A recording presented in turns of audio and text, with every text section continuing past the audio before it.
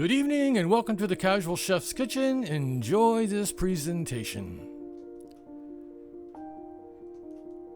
Tonight's selection comes from Ecuador. The translation is braised pork. Morning mise en place. Just after prep. All the goodies for the marinade for the pork. All the ingredients mixed together.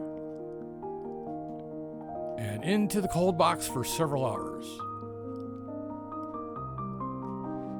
Evening mise en place in order of appearance. Put the pork in the braiser.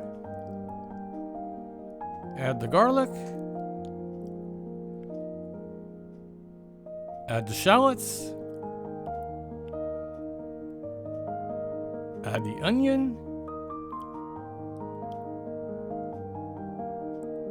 Add the water and mix together and put it on a medium heat and let it simmer for about 40 minutes. All the ingredients for the rice. Here's after 40 minutes for the pork. I add the orange juice. I'm melting some butter in a saute pan. I add the onion and saute. Add the garlic and the chili peppers and saute. Then I add those goodies to the rice. I add the stock and mix together and into the tiny hot box.